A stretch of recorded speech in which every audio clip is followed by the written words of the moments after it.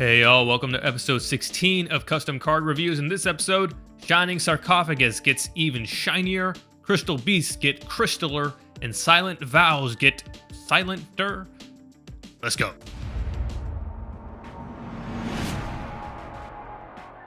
This submission is by Blazerider. This is support for the Shining Sarcophagus archetype. So this is that retrained of Yugi's deck archetype. I'm really a big fan of this archetype. I really do enjoy it. So looking forward to see what you have here. Starting off with Dragonic Buster Blader. If you control Shining Sarcophagus, you can normal summon this card without tributing.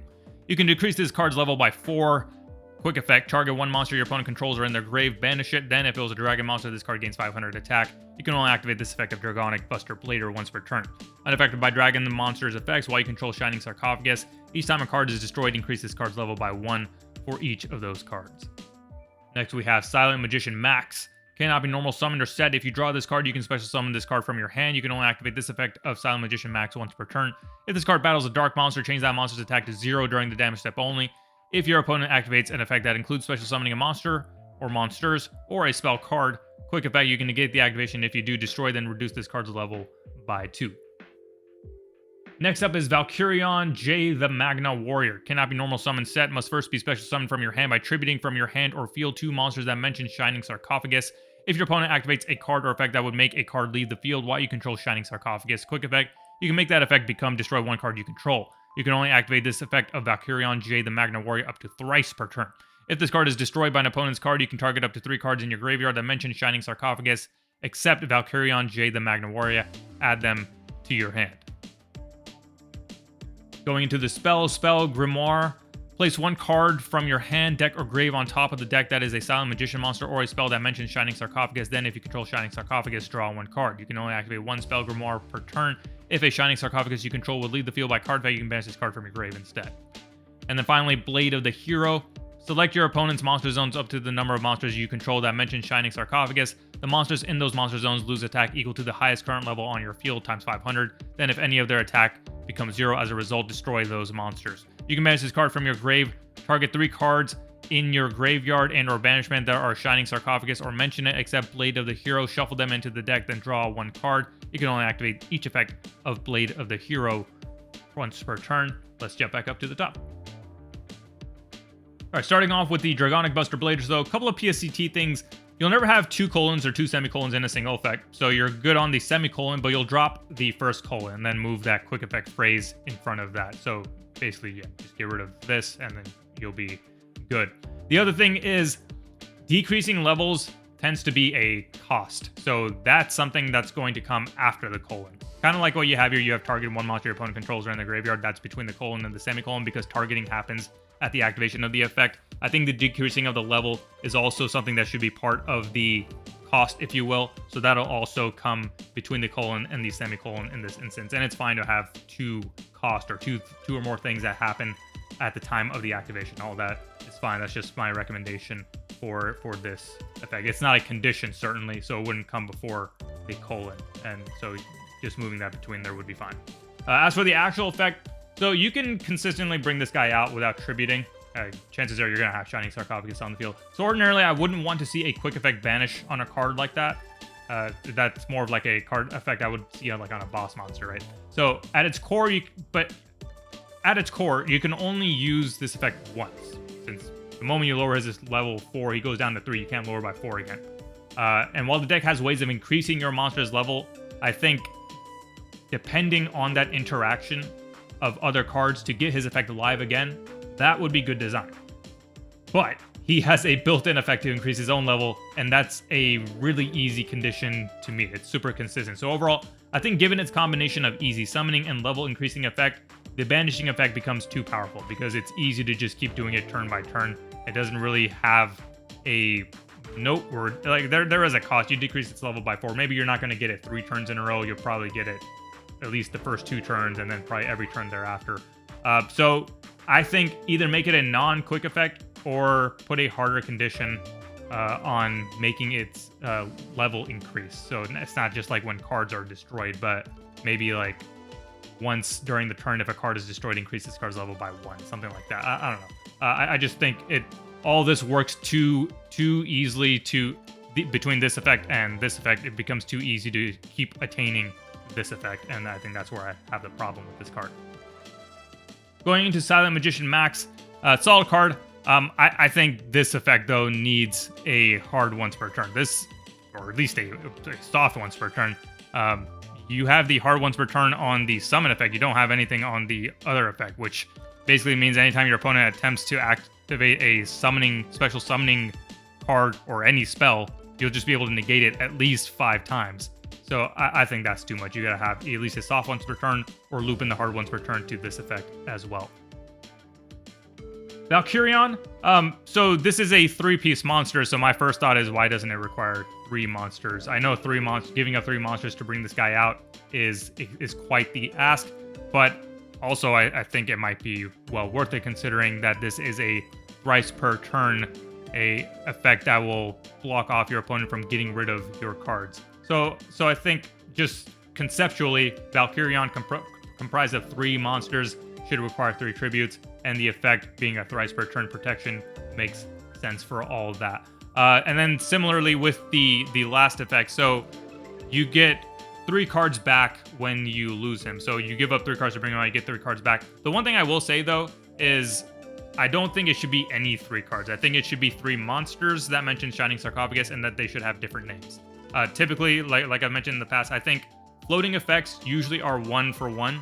In this case, you have a 1 for 3, but this is a boss monster that takes 2 at this moment, or in my opinion, it should be 3 cards to bring him out. So getting 3 back is fine, but I think it would make sense, again, conceptually, Magna Warrior breaks up into his 3 parts, which would, theoretically be the 3 Magnet Warriors, but in your more generic sense, 3 Shining Sarcophagus monsters. So I don't think it makes sense conceptually to be able to bring back spells and traps with his effect. So just my thought on that. But overall, I like the card. I like that you looped in Valkyrion into this deck. Spells, solid card here. The second effect is definitely helpful for the deck. I'm surprised that doesn't already have an effect like this. So good job on adding that to the repertoire. And Blade of the Hero. So this is a clever anime reference, and I forgot to mention the Magna Warrior kind of is too, right? Like you have the ability to keep blocking off Slifer's effect to get rid of your monsters, and you keep throwing it back at your opponent. That's why it's worded like this: destroy 1 card you control. It's kind of like how it works in the ceremonial duel, and the trap works in a similar way, where you have the effect that Yugi activates to not affect Obelisk, but the ground that he's standing on. So this card, I believe, I think it's intentional, trying to capture on that aspect of the duel. So well done on that. And the second effect here is also really solid for the deck. So going into the grading, for the design, I give it a 7. I think these cards certainly help the archetype. I think Buster Blader is a bit much, and Silent Magician, I feel like it doesn't really add too much to what the deck already does. Like we also already have a Silent Magician in the deck, so I don't know how many more Silent Magicians we need. But your last 3 cards were really good, other than the little bit of feedback that I provided on Valkyrion. For the creativity, I give it an 8. Again, I really like Valkyrion. I really like the Blade, both for referencing the ceremonial duel, so well done there. And for the balance, I give it a 7. Just the callouts on Buster Blader, and I think would be, and then the once per turn on the Silent Magician, I think we'd be good to go. So with a 787, that's an average score of 7.7. Thank you, Blazerider, for your submission.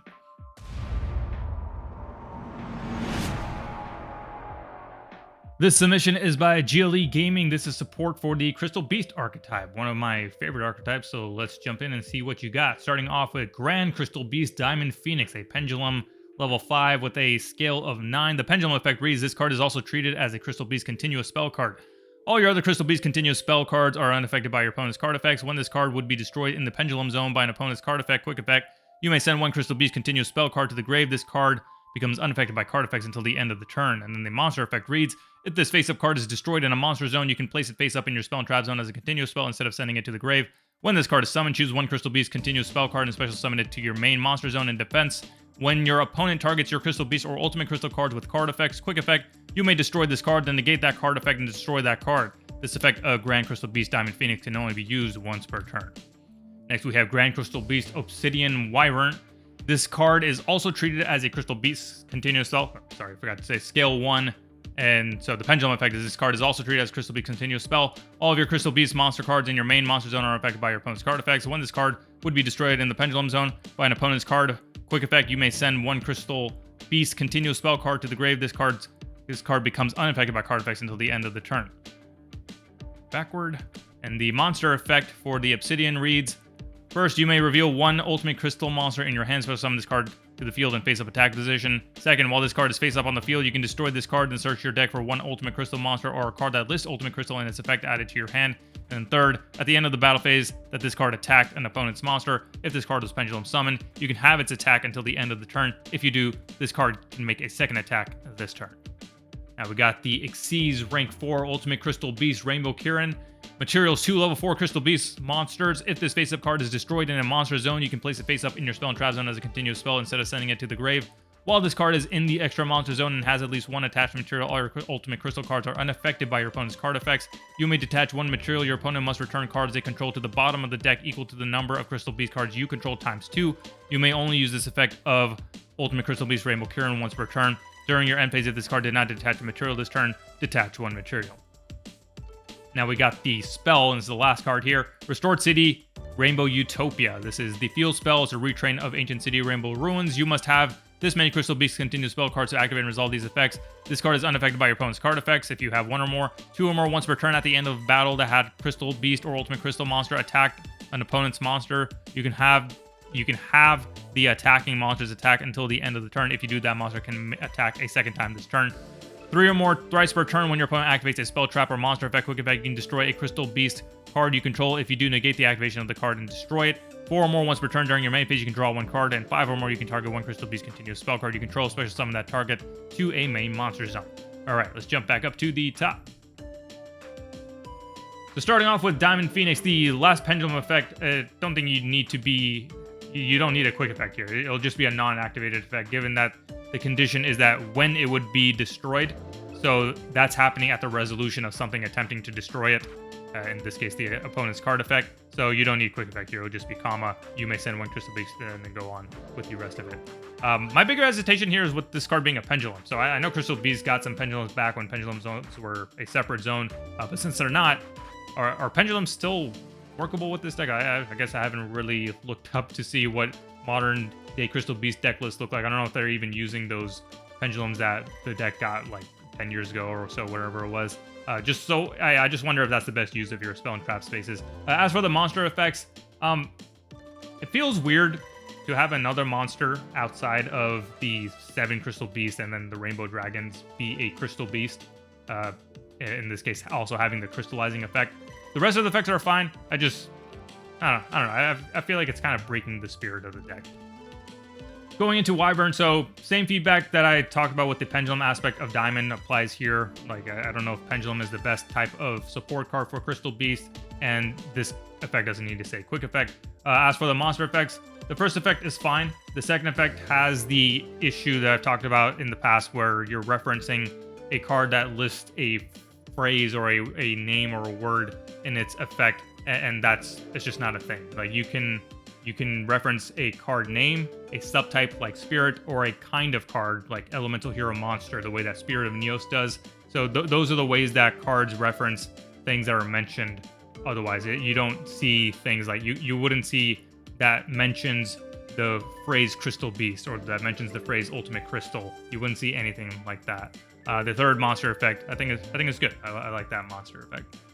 Going into the Xyz monster, so I like the addition of an Xyz to the archetype. It's got a number of level 4, so that makes sense. Overall, the effects on this card are pretty good. Only thing I change here is just get rid of the ×2. I think this will still be a strong effect even without that. Like you already got one with this card itself, and chances are you're gonna have at least a couple of others. So it's pretty reliable board wipe. I don't think you need the ×2. I think that takes it a little too over the top.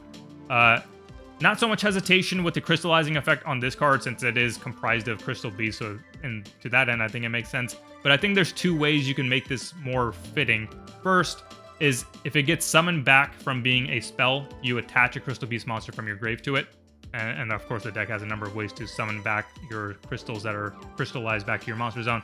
Second, instead of crystallizing itself, if it's destroyed, it crystallizes up to 2 Crystal Beasts from your grave, which could effectively be the materials that were used for it in the first place or whatever you happen to have in the grave. So it's just different ways to go about the crystallizing aspect instead of just crystallizing itself. Onto the field spell. So this card has 147 words. That is a lot. Like I've mentioned before, the longest spell to date is Stromberg, which has 115. So I wouldn't stray too far beyond that, and honestly, best to keep things even shorter. For reference, the original Rainbow Ruins is 111 words, so it's still in that 115-ish ballpark. I think it's best to keep it around there. As for the effects, honestly, I just don't think this does enough differently from the original. You gave it a stronger protection, certainly, and the second effect is definitely different. The third effect is more or less the same, except you added monster effect as something you can stop, and then you made it thrice per turn. Then the fourth and fifth effect are the exact same. So I don't know. I feel like if we're going to retrain something, it should be different holistically. Otherwise, might as well just errata the original with the extra protection. Honestly, I think the third effect here is a bit too much anyways. Like thrice per turn Omni Negate. Like I know it requires you to have 5 Crystal Beasts in your spell trap zone to really make to really hit the triple Omni Negate. So maybe it's not that big of a deal. But again, I just feel like the card isn't doing too much different from what Ancient City does in the first place. So for the grading, for the design, I'm going to give it a 4. Personally, I don't like creating new Crystal Beasts. I think a Crystal Beast deck should stick to its main 7 and then Rainbow Dragon, because that's the lore of the deck. I personally wouldn't even retrain the core 7, especially since they already got that with the advanced versions. But another round of retrains would at least be understandable in comparison to outright new Crystal Beasts like you did with your first 2 monsters. But with new ones, if you take away the Crystal Beast name, then the Pendulum aspect starts to clog up your back row and you can't use them for effects that rely on having Crystal Beast in your back row. So overall, I think the design here just doesn't really align with the spirit of the deck. So not to say that the concept, the cards themselves don't function well, I just think they conceptually don't fit with what the deck is supposed to be about. The creativity, I give it a 5, mostly just boosting the deck with powerful protections and stronger monsters, so just standard support here. And then balance, I give it a 7. I think the effects are largely balanced. Personally, I don't like the triple Omni Negate, even though I think chances are you're not going to often have it at the triple. Maybe you'll more consistently have it at the double, certainly the single. And then the like I mentioned, the ×2 on the Xyz, the shuffling back ×2. I think it's a little over the top. Otherwise, I think you're good on the balance. So with a 4.57, that gives the deck an average score of 5.3. Thank you, GLEGaming, for your submission.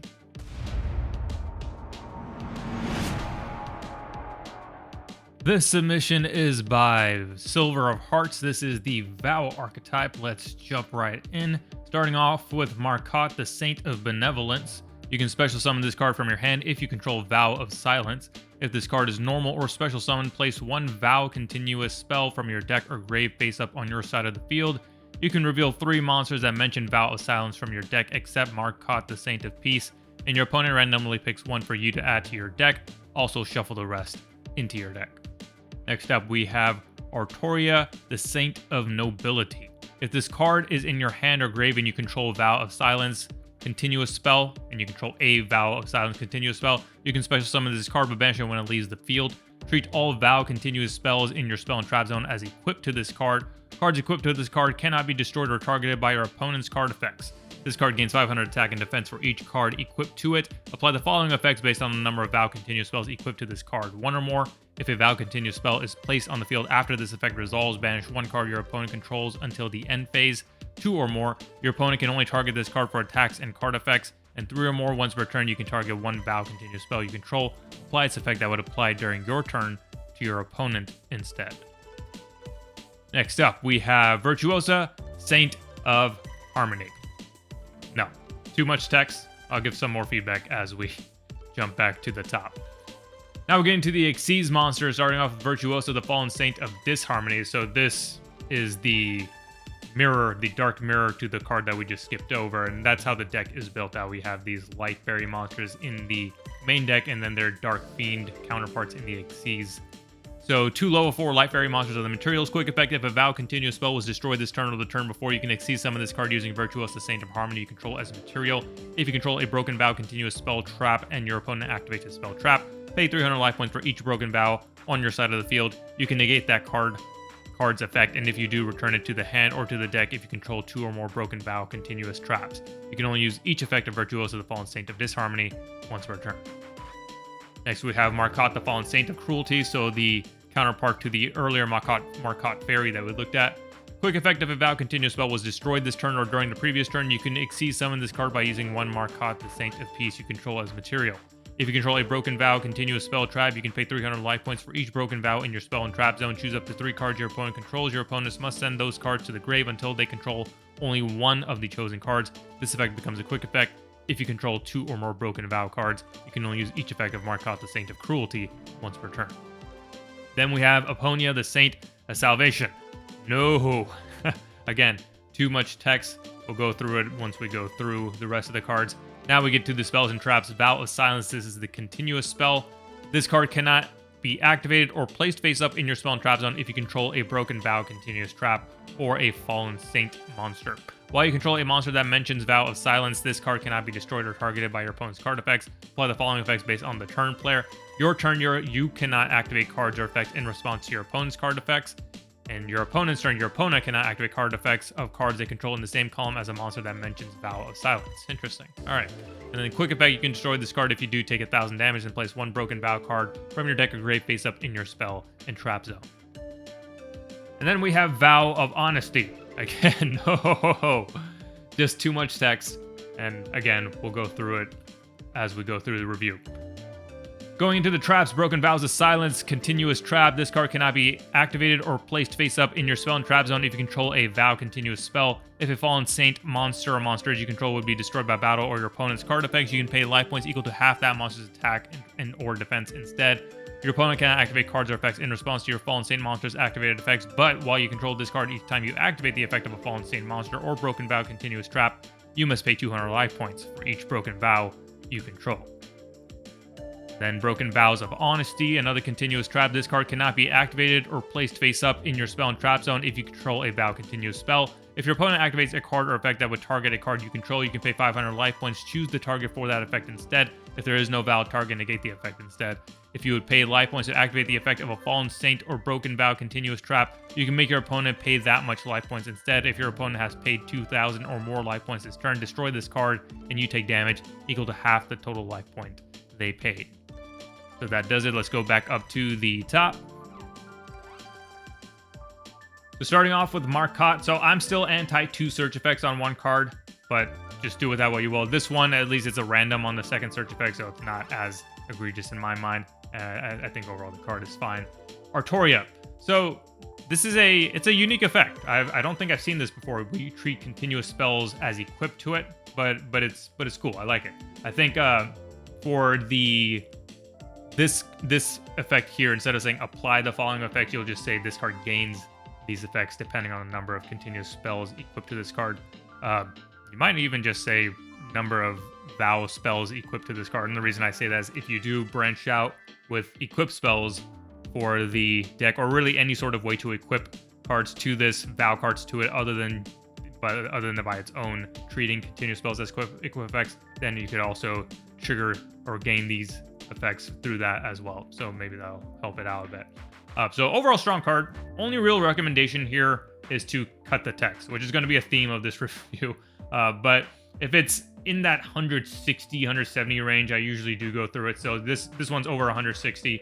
My general rule of thumb is to keep monsters under 100. Bosses and pendulums can go up to about 120. Anything above that should be an exception to a rule that is otherwise regularly followed. Another good rule of thumb, if you're not so much into counting words, is just to keep a certain number of effects to cards. So for bosses, for example, I wouldn't really go beyond 3 to 4 effects, not counting summoning conditions and protection. So with this one, you effectively have 7 effects. A couple of these maybe you could gloss over as a summoning effect, as a protection effect. So you're somewhere in like that 5 to 7 effect ballpark with this card. And so if you're thinking about ways to easily cut down on the words, then just delete an entire effect and you would be good to go.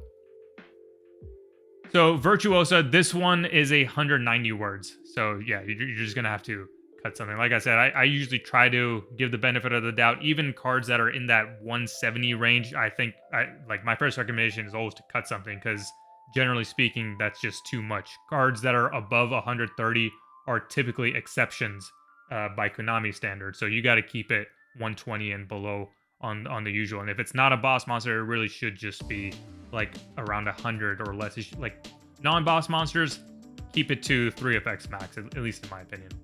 So there was that. Going into the Xyz monsters. So I'm not sure I've seen a quick effect that activates from the deck or extra deck. Maybe there is one. Maybe someone can comment it in the comments. I do know there are a handful of trigger effects that activate from the deck. I think the most famous one is Dark Sage. So I would consider making this a trigger or just a summoning condition.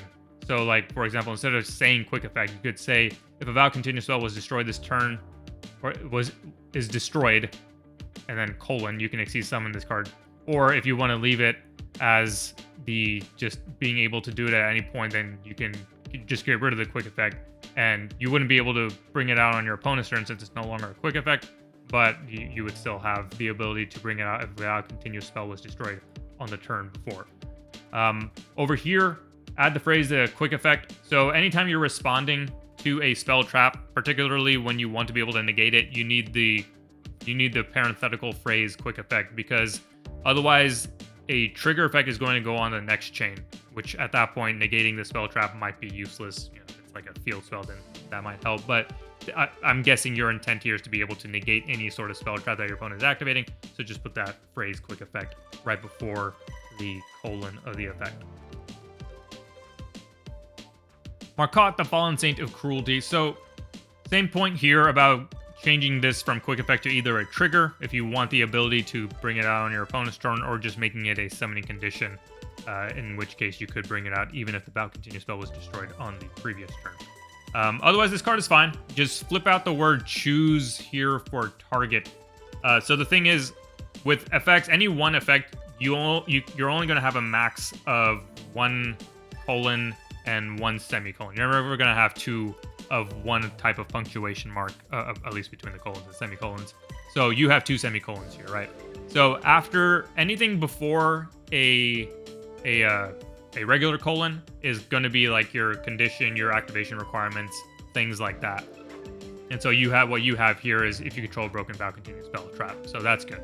Then you get into paying life points, which is, yeah, that's a cost. So that would come before the semicolon.